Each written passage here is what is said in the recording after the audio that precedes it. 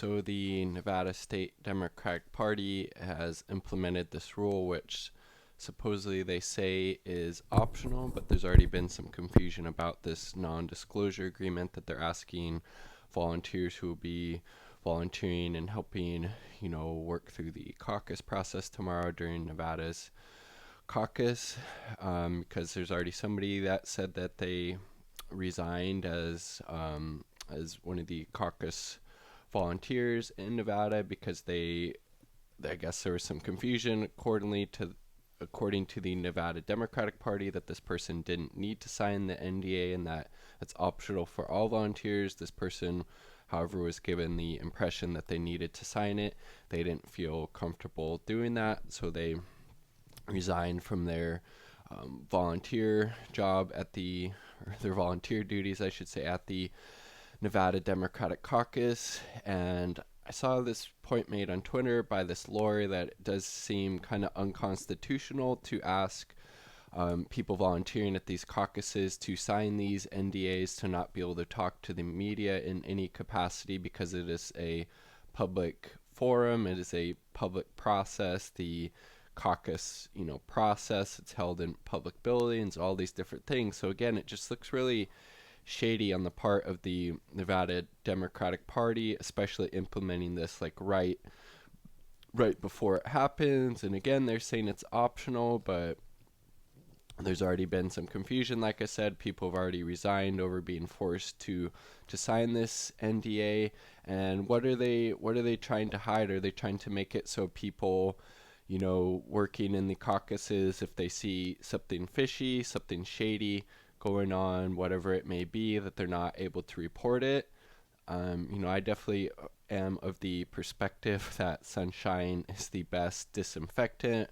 We need to know as much about what's going on behind this caucus process as possible because we saw, what the just horrible debacle that was the Iowa Democratic Caucus. We need to get rid of the whole caucus system, in my perspective, implement open primaries, ranked choice voting, paper ballots, obviously complete public financing of elections, and more likely than not, there's going to be some shady crap going on tomorrow at the at the Nevada caucus. I should say I still have the horrible Iowa caucus experience on the mind a little bit, but so Nevada's debuting this new app that's used to tabulate the caucus results. Similar thing happened in Iowa, and we saw what of a freaking shit show that was. So untested app, volunteers reporting they're not getting a whole lot of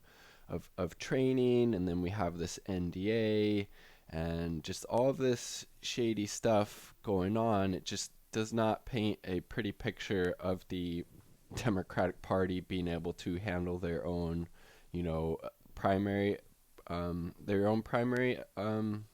primary elections, unfortunately. And Trump is already saying, out on the campaign trail, saying he thinks there's going to be some shady stuff going on in Nevada tomorrow. I hope he is wrong, obviously, because more often than not, when the shady, corrupt stuff happens, it's usually to the benefit of the neoliberal status quo centrist candidates like Buttigieg, like a Biden, and then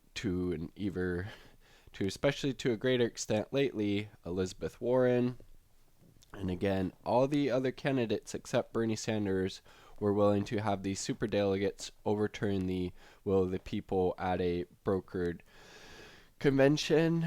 And I really just hope we don't see any shady crap going on tomorrow, because Bernie has just surged ahead in Nevada and is just doing super well there in all of the recent polling that's being done. So if there's some type of huge drop by Bernie Sanders through this caucus process, I would say there probably was some type of shady stuff going on in the background, whether it's with the app or whatever it was. So knock on wood, knock on glass, knock on whatever you have to, that this Nevada caucus process goes smoothly. But again, we need to get rid of the whole caucus system, should be open primaries, ranked choice voting, public, or I should say paper ballots, so we can actually track them, have a physical copy of the vote, not this stupid computer app that can be